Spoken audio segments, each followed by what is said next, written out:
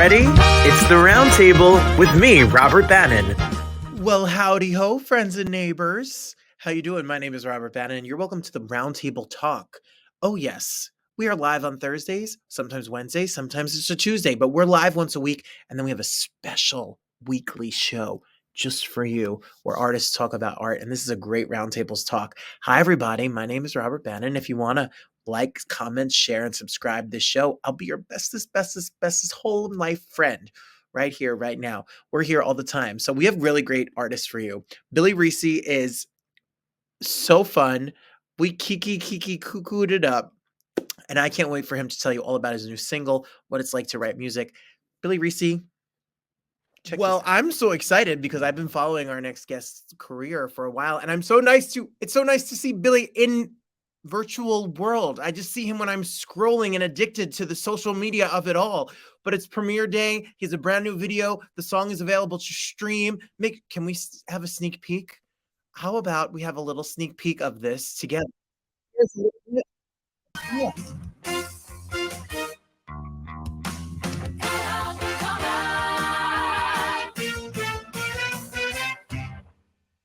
Throw away your kombucha kit, sitting on the shelf since God knows when.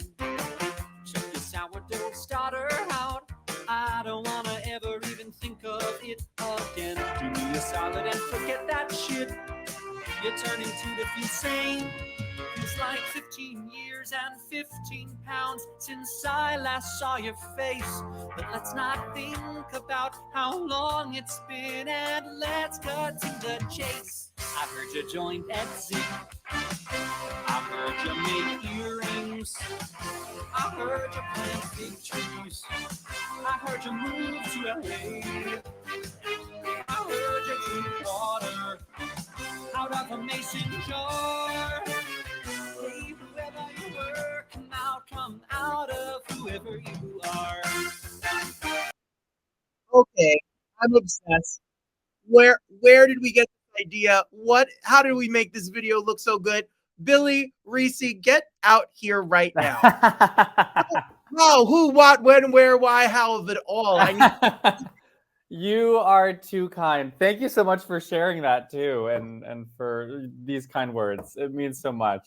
And as somebody who has had the privilege and pleasure of trying to make a music video, it is not always easy to coordinate, plan, get a team together, make it look great, make it not cost less than a house. And yes. So, tell me, where did the song come from? Where's your inspiration? When did you write it and record it, or etc., or who wrote it? Yeah. And then tell me about the video. Yeah, so I wrote this song. I was doing my first big concert back after the pandemic at 54 Below. I mean, you know 54 very well, of course. And I love just going balls to the wall crazy at these shows and just getting as many fabulous folks as possible. So I wanted to write an opening number that felt like a welcome back, a reintroduction after a pandemic to my body of work, but then also felt, by the end of it, you realize that it's something way different, that it's like a breakup song, or that it's like a letter to an ex, or whatever, those are my favorite kind of songs to write, songs that start one way and then end a completely different way. So I had this idea for this song, where it started, sounding like I was singing to the audience. And then by the end of it, no, I'm talking to one specific person. So I wrote it for that. And then after that concert, I was just like, I love this song too much. I'm really trying to do a full album this year. And I really want this to be the A side, So we went to the studio. I with my fabulous producer, Lloyd Kohler, who I worked on my last album, Little Black Book, with, did the orchestration and the arrangements for it. And I had a couple of my fabulous friends, Lauren Robinson, Sarah Kleiss, and Amanda Lopez, sing backup on it. So we got this song together finally. For me, I am such a writer who just loves a horn section, and I was like, I will never be able to hear this song in full until I can hear 4 horns doing it. So we finally got the horns, baby. Thrilled, So anyway, so to get it out there, I was like, I really want to do a music video.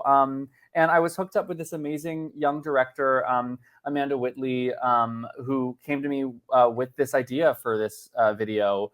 She came up with this idea of this sort of campy 80s gay wedding gone wrong, And I was like, absolutely, that is exactly what this is. Like, and we talked about like our inspiration for it was like very like Wedding Singer, very, a little like La La Land thrown in, just like super like Technicolor candy coated, and just over the top. And yeah, so we got this video together. We had so many friends and talented artists donate their time, and I did not have to mortgage a house, thankfully. Not this one. For the full album, I might have to, but I hear you. exactly. But yeah, honestly, like so much of this video was just so many people donating their time and talents, and coming together sort of as this big family trying to get the song out there. And I'm just so appreciative. Amanda was so appreciative of it, and I'm just so thrilled by how it came out. Well, it looks so good, and Thank you can stream it wherever you listen to music. Make sure you stream it. Make sure you watch it on YouTube or wherever you watch your music videos, and support this work. You are impressive to me because I know about you. I'm following. If you come to see, and I'm not shading myself, but if you come to my show at 54 Below, you will get me doing covers of songs I should not sing and don't give a shit about singing them. You, on the other hand, write shows and songs, and you do song cycles, and you have people come and sing your songs and all of that. When did you get the bug to be a songwriter? When did you start? Yeah, so I started writing at a very young age. I grew up in a very musical household. I like every gay boy in the tri-state area, I was a child actor, so I would beg my parents to take me, to auditions, the open calls for Broadway shows and everything. And my favorite day of the rehearsal process, at these community theaters and everything was always that first day when you would get the hardbound copy of the script, And when I was a kid, I was like leafing through these, and I was like, that's what I want to do one day. I want to make the books. I want to make the books that the play is in, So I started writing musicals at a very young age, just like in my little spiral bound notebooks during math class, and just had all these songs like in my head. I didn't know how to transcribe sheet music or anything at the time. But then, once I hit high school, I had a really supportive high school theater teacher who, was like, oh, actually, like writing musicals is like an actual like career path. Like you can do that, So she sort of like hooked me up with these different competitions and festivals and everything. So through that, I was able to sort of continue my career, and yeah. And you have shows. I mean, if you look at like Singfeld or the other shows you've written, like they've been put up, they're on their feet. People are singing them that are not you in a demo in a basement somewhere. Like you have made such like I know the journey of a writer, especially getting a theatrical piece up and on its feet, is such a big giant process. At what point did you say, I write these songs and I want to record them? I want me and my performance to also be a part of this package. Yeah, I mean, it's the kind of thing. I'm also getting a little feedback from you. Sorry, is it? Thank you, darling. Thank you. I'm so difficult. My God, I ran a tight ship. No, it's the kind of thing where like I completely, everybody says that like theater and, musical theater is the writer's medium. I don't believe that whatsoever. I really believe that it is the performer's medium. And because of that, I love writing, material for specific performers with specific skill sets, and sort of shaping pieces around them. And, I have stopped performing since then. But I do remember and understand my skill set, So from time to time, if I know that I want to write myself a song, I know what I do well, and I know what I enjoy doing. And so that's sort of where this comes from. And with this song specifically, I was just like, I want to write something that's rocking and, allows, the listener to just have a bop, have a great new song for their cardio playlist, and also allows me to like be my sort of sardonic, like bitchy, Billy Joel-esque self. So that's what we went for. Yes, I don't know if the sound is better. I worked on it. It's so much better now. It's so much better. I was like halfway through my monologue. I was like, and then it was great. It's perfect now. It's perfect. Okay, good. I loved it. You took your ear out like Christina Aguilera. I was here. We are the world, baby. I was ready. Right, there you go. We are the world. Perfect. Oh my gosh, that was a reference that's made for people my age.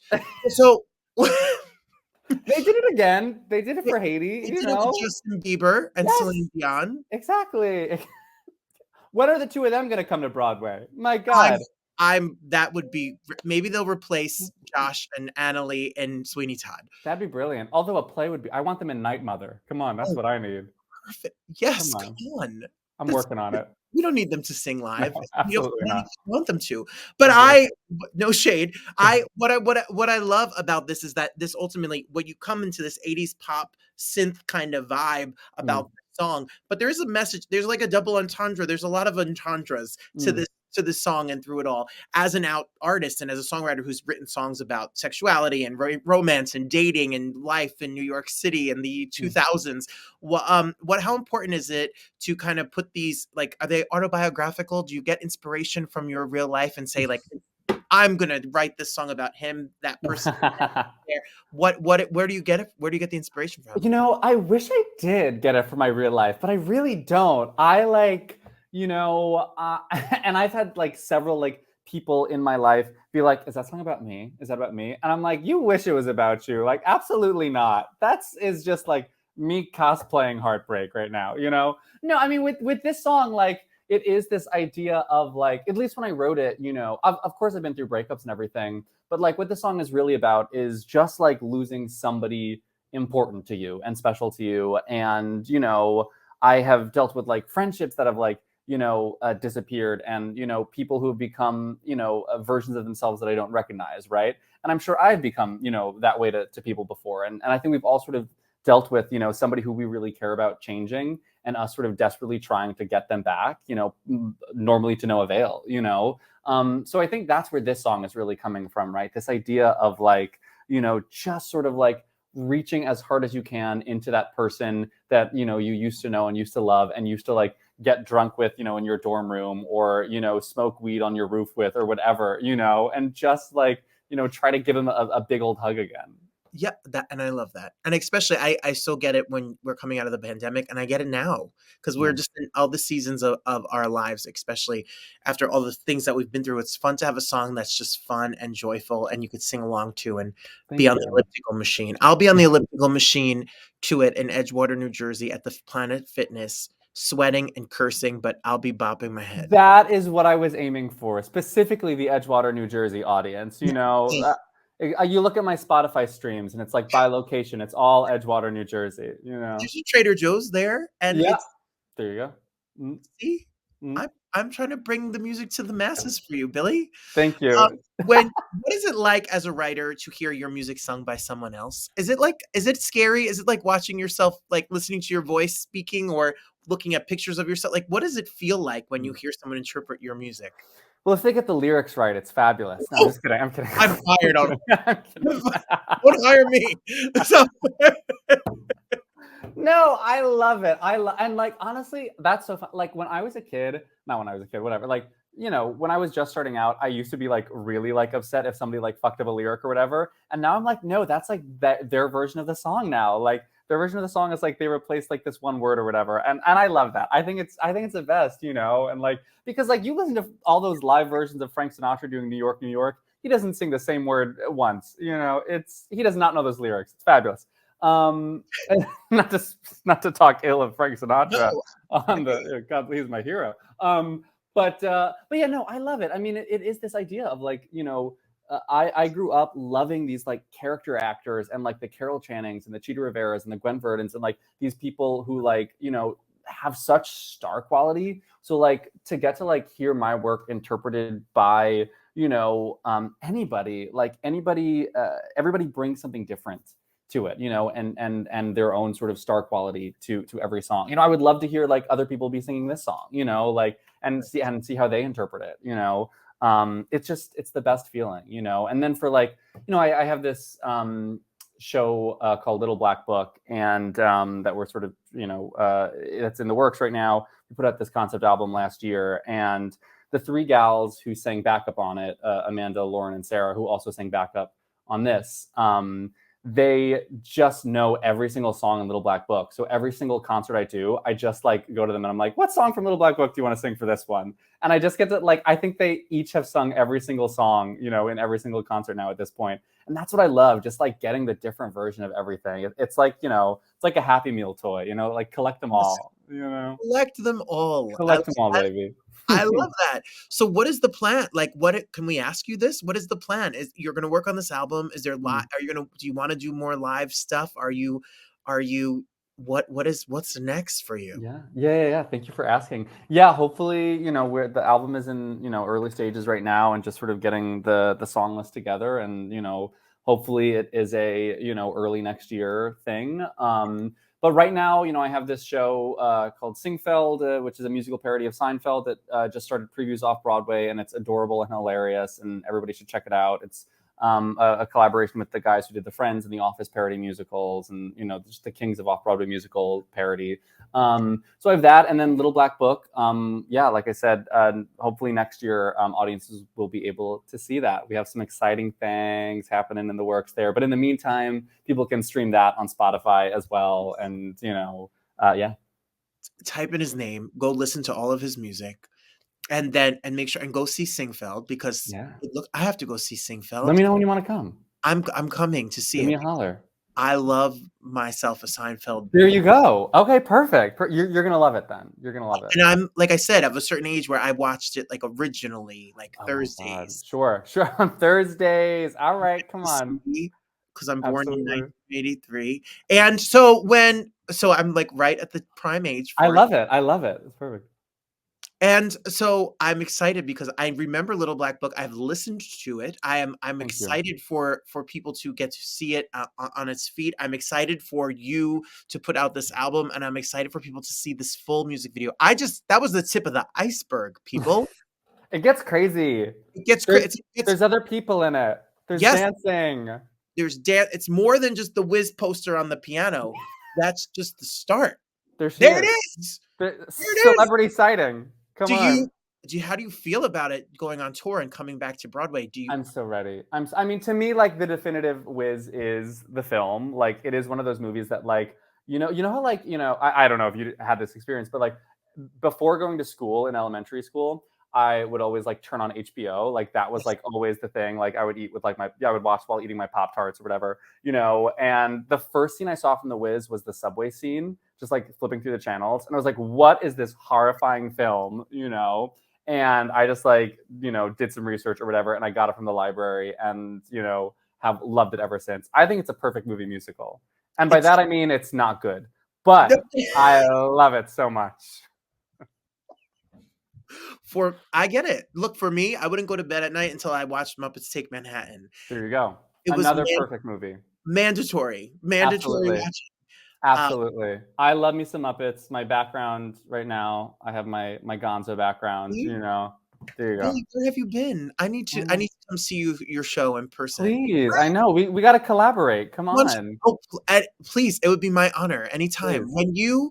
Where'd you grow up? I grew up on Long Island, Suffolk County. Yeah. So I was always coming in, to see Broadway shows and everything. I like, by the time I got to high school, my parents would let me like go in on this Long Island Railroad and see shows by myself on weeknights and whatever. And yeah. Sure. I get it. No, I was a little musical theater nerd from Jersey, which Long Island is kind of the same. Pretty much the same thing. Background. Are you like your familial background? Like, what is your family like, if you don't mind? Yeah. A very musical family. My mom was going to be an opera singer, and my dad, plays trumpet. He's an architect by trade, but very musical family. We all played instruments. We all did all the school plays and everything. My mom still talks about her high school production of Oklahoma, where she was Ado Annie. There is video now. It exists. It resurfaced. It's at the Lincoln Center archives right now. So it was a very supportive, household musically. And, my parents come to every concert. They're always there in the back booth, So the audience who's ever watching right now, go say hi at the next show. They'll be there with their risotto balls. And I love, that they have, that they have seen every single version of so many of these songs too, and they have their favorite versions. And I don't agree with some of their favorite versions, which is fantastic, So it's so much fun to get into arguments over what is the definitive performance of this one song at a Billy Recce concert with them, So they're great. I love that. I relate to so much of that. If you ever come to see me, my dad, they'll sit in the last seats in the back, and my mom literally hides, literally under the table. Does she not want to be seen? No, she'll be seen, but she thinks she's an inconvenience. I see. Oh my Like- God. No, not my parents. They are running for public office at a Billy Recce concert. Oh, see, I No, love no. that. Like my dad. Kissing babies. Yeah. Like my dad. My Yeah. mom, I did a lecture series the other day with Carrie Butler where I hosted, and there's a little meet and greet afterwards. And I said to my friend Adrian, I said, "Where's my mother?" She was like, "I don't know." I went back into the empty theater, and my mom's sitting there on her phone on Facebook, and she's like, "I don't want to take up any space." I love it. My little Italian mother is Oh such my a. God. Are you fully Italian? My mom is 100% Italian. My dad is Irish. That's my same mix, but opposite. No, my mom is Irish. My dad's Italian. Yeah. My mom is Rosa Antonia DiMeglio. There you go. Blonde hair and the blue eyes don't fool you. There's that little Guinea jersey in me. I love it. Where in Italy? People. I get you. I get it. I understand this Billy Recce experience. You get it. You get the. Yes. I'm here for it. Where in Italy is your mom's family from? Well, my grandmother's from Calabria, so she's like the tip of the boot, and my grandfather's from Ischia, which is an island off Naples. So, how about you? My grandparents are from a little town near Naples called Leone, a little farming town, and they came over, after they got married in '63 or whatever. Yeah. My grandfather came over at 18 as an illegal fruit and vegetable stowaway boat. Oh my God! What vegetable was he amongst when he snuck over? I have no idea. Was he in the tomato box or the? I was in tomato. Well, wasn't an eggplant because I have the Irish side is here. Girl, there you go. There you go. God. Oh my God, we gotta censor this interview. I'm sure it was a tomato. Yeah. Everyone that's watching right now, before I get myself into more trouble, make sure you follow Billy on Instagram, keep up to date with all the things that are going on, and make sure you stream Come Out Today wherever music is heard. Make sure you watch the music video and stay on top of all of it. We got to support original art and artists making original pieces that I just absolutely adore and love. You're a pleasure, you're fun, and I really appreciate getting to talk to you today. Thank you for being here. This is the best. Thank you so much for chatting with me, Robert. Gotta love a good Irish Italian guy. Like me, I'm a good an Irish and Italian guy. And Billy Recce's so great. I love what he's doing and the art he's making. I'd be so excited to sing one of his songs for sure. Yeah. How about the Beatles? Anyone else love the Beatles? You know them? Have you ever heard of the Beatles? Well, Charles Rosenay wrote a book of top 10 lists of books. Another fun. Listen, us tri-state area people, we just know how to have a good time. Take a peek at what he did, how he's become a Beatlenista, and who's all given his top 10 list. Well, I'm so excited to talk about our next guest in his new book because, listen, it's been a hard day's night and I've been working, period. And we just dismissed the kids and he's been working as well because Beatles superfan, promoter, producer, he does a little bit of everything. He's an author and he has written a new book, Top 10 Lists of Beatles, the top 10 Beatles list with people you know, love, giving their list. I'm excited because I want to know about how this started. I want to know about his connection to the Beatles. I want to know when he has time to ask all these people to write a top 10 list and how they say yes. I have so many questions for Charles Rosenay here right now. I have so many answers. I'm ready for it, Charles. I love the Hard Day's Night intro. That was great. I thought about it all day today. What can I? That was great. That was perfect. There were ones that didn't make the list, but I liked A Hard Day's Night. When did this Beatles, I don't want to say infatuation. One of my first memories in life is seeing the Beatles on the Ed Sullivan Show. So that was it. I was changed. It's, there's that one impact thing that just hits you. I didn't have musical talent. I couldn't become a Beatle, a musician, a rock star. So my life course has pretty much taken me into all the places that I would have, everything but being that. So I've done Beatles conventions, Beatles tours to Liverpool. I've been a professional party MC, DJ guy, entertaining that way. And actually, my dream to play in a band did come true for a little while. I was Davy Jones in Monkey Mania. I played Davy with the brown hair and the little dance and the tambourines and the maracas. But yes, anyway. Well, before we go into your history and more about the book, I just want people to know that you can get the book. Right here's the cover of the book right here. The book of the top 10 Beatles list. It's there, 64 top 10 Beatles lists from celebrities. You can grab this book right now. Yeah, you can go to Amazon, etc., or you can go to if you go to the website and there's information as well about you can get a signed copy. You can order a copy. Book of top 10 BeatlesList.com.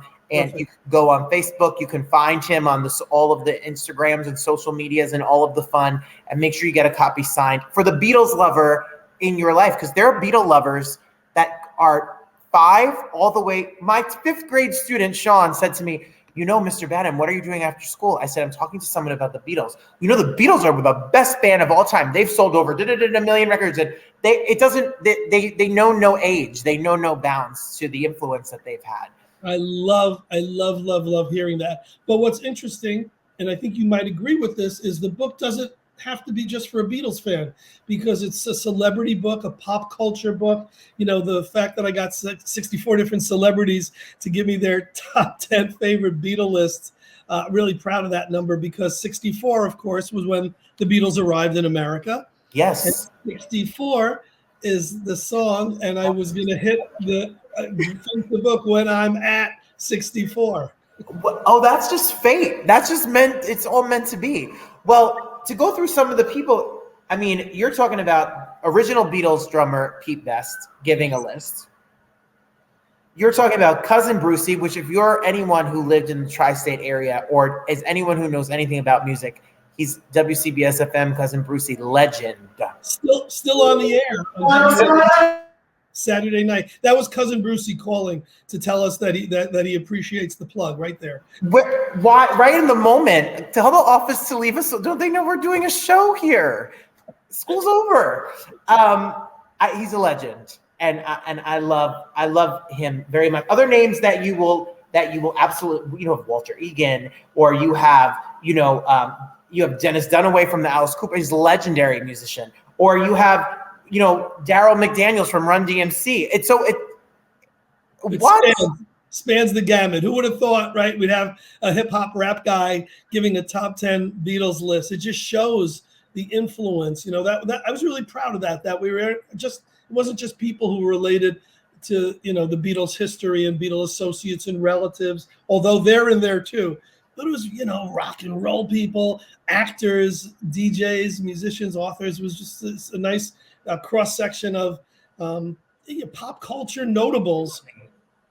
From Dave Winfield to Butch Patrick of the Munsters, Mackenzie Phillips, Larry Thomas, Tommy Chong, Dick Cavett. You've got the gamut. You have any Broadway for our Roundtable Broadway fans? It's interesting you would ask that, because my dream get was Lin-Manuel Miranda, and I had seen that he was appearing at the 92nd Street Y. Had to be there. Was there, and he talks about the Beatles being an influence. I'm like, this is perfect. So I pass a letter on to his handler to give to him there. I wait outside for him to give it to, couldn't see him, gave it to his chauffeur driver, his limo driver, sent it to the bookstore, sent it to his theater, sent it to 7 different places, and waited. I'm ready to put the book out, and it's not going to come. Just as we're going to print, I get a letter from him, and he apologized that he couldn't get me a list, but to thank me, a beautiful letter, an autograph. So you know what? I'll take it. That was a beautiful rejection and an autograph and a beautiful letter from Lin-Manuel Miranda. How awesome is that? What a cool story. So how did you get people to put this list together, and what are they listing? Is it their top 10 favorite songs, albums? What does the list consist of?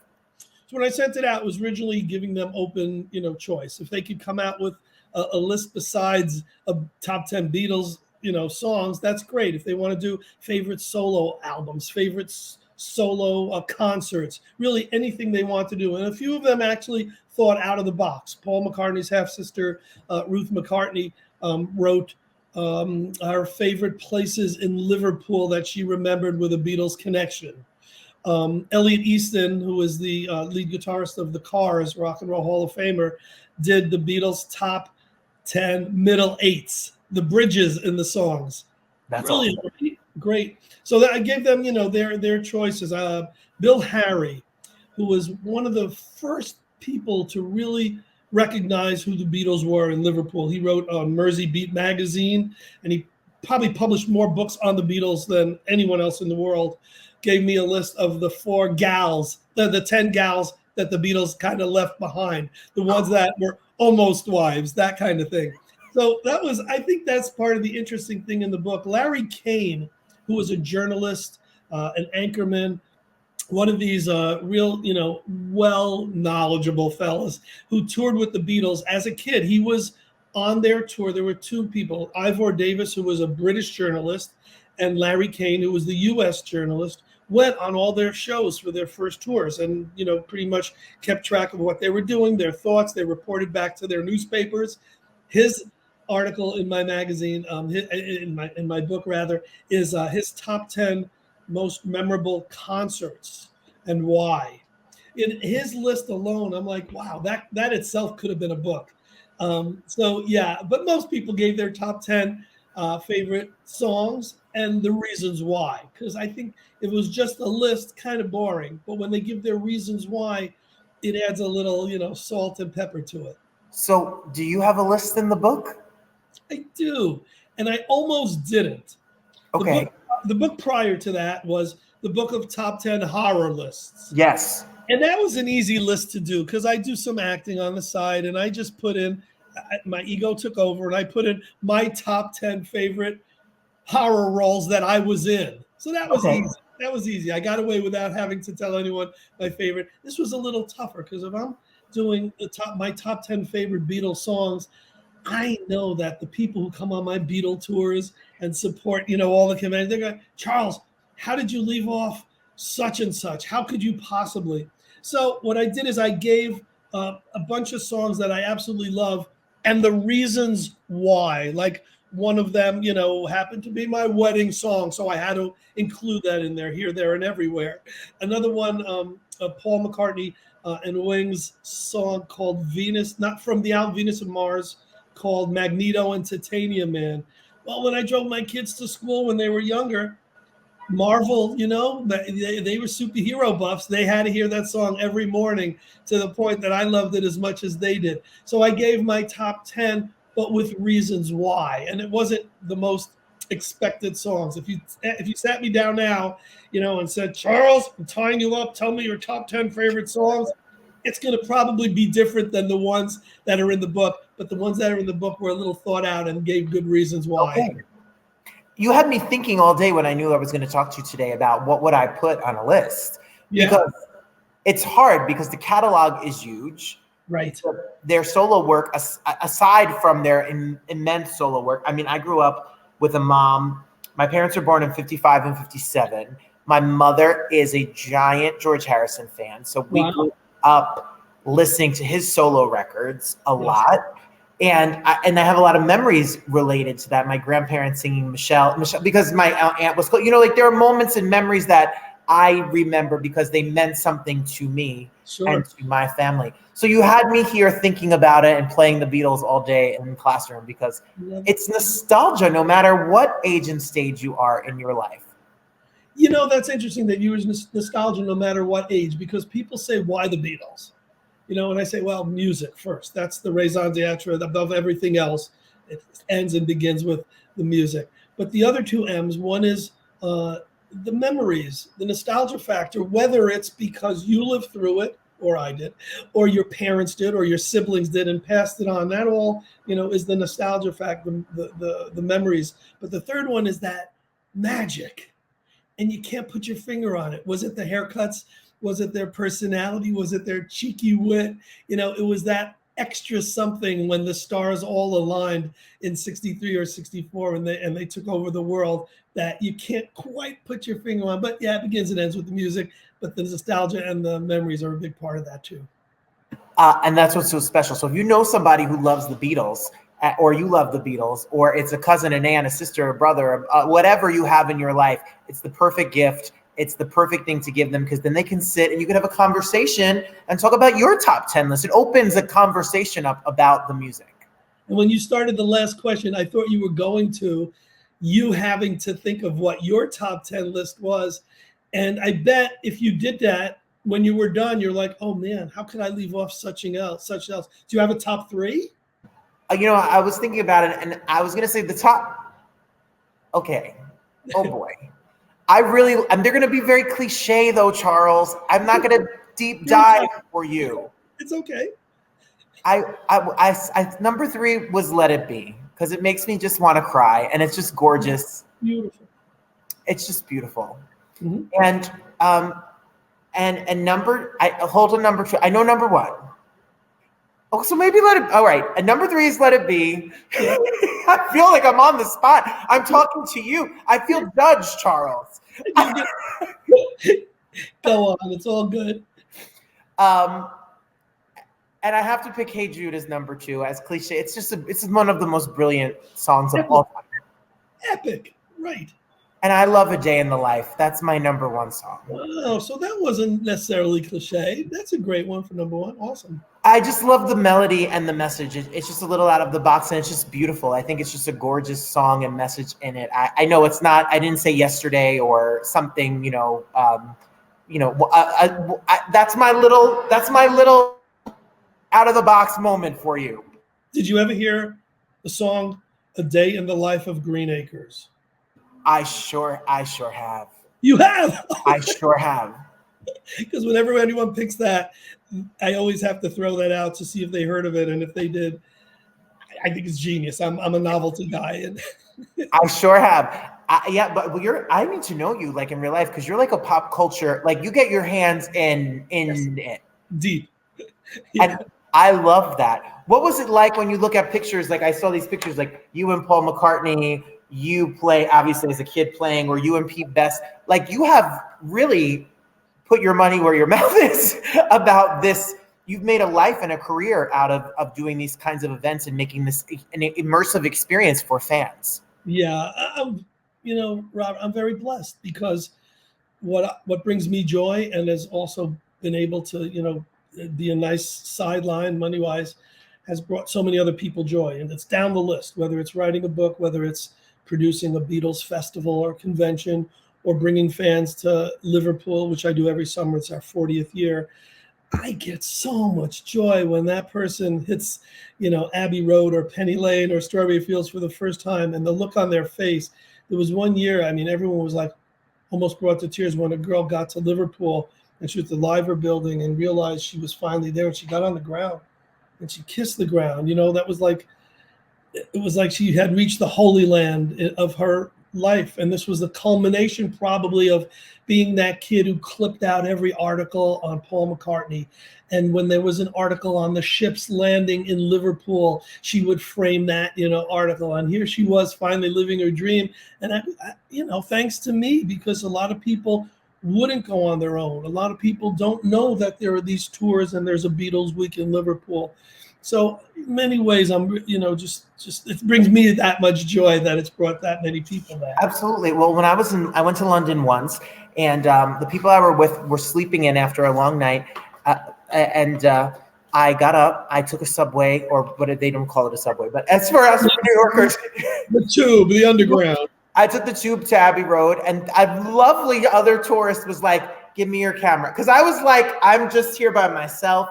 And I walked from the tube to Abbey, because I was like, I'm not coming here and not doing it. We're not coming here and not having this moment. So I get it. Yeah, so many people tell me, yeah, I've been to London, but I didn't go to Abbey Road. I saw Buckingham Palace and all that stuff. And, when I say, well, come with us, we'll do 3 days in London. You'll get to see all the sightseeing stuff, but you'll see the Beatles sites. You'll see their homes. You'll see the places where Hard Day's Night and Help scenes were filmed. And then we go to Liverpool for a whole week, and it's the ultimate. So everyone, you need to first buy the book. First go online, buy the book, grab the book right now, email the email address, make sure you get a signed copy of the book, and give it away to gifts for Christmas, holidays, Hanukkah, 4th of July, whatever you feel like you need. Father's Day. Yes. Father's Day. Your dad is probably a giant Beatles fan, or your mom, whatever. And then make sure you follow whatever conventions go on his tours, because I know so many Beatles fanatics out there who would absolutely love to get their hands on this book. And it's easy for the tour. It's liverpooltours.com. So that's an easy remember. It's www.liverpooltours.com, and we're sold out this year. So if you want to come this August, I'm sorry, completely sold out. Yeah, next year. That's it. Yeah. Next year, you got to jump on it, get on it, because you're going to want to go. You don't have to ask the little poor tourist who doesn't speak English to take your picture as you cross the street, like me. No, it's included. We'll make sure you're going in groups of 4, so you're emulating the Beatles crossing Abbey Road. Someone was so sweet. I posted all the pictures, and then someone took my pictures. I was like, "Is this what you were trying to do?" And they photoshopped it so that it looked like. I was like, "I'm not that technologically advanced to have done that myself." You are such a pleasure. I have so many more. You're gonna have to come back on and talk about other things. Endless things we can talk about. We're, kindred spirits and have the same loves, and yeah, no doubt. Deal. Well, everyone, book of top 10 Beatles list. And if you're a horror fan, he's got other books. Make sure you go to Facebook, go to Instagram, find all the information about him, and then get all your books and collections started right here and there. Thank you so much. Thanks for having me. Being here. We'll see you. Thank you to all the viewers and listeners. There you have it. Just like that. Time flew by, right? Did you have fun? The Beatles, Charles Rosenay, super duper fun. Or Billy Recce writing, super duper fun. Music, art, it's what keeps us human and creates humanity. And if you liked enjoying the show, make sure you follow me at robertbannon.com, see me live and in person at one of my shows, and join me every single week right here. God bless you for being here. Thank you so much. And I look forward to seeing you again right here on the Roundtable super duper soon. Good night, everybody.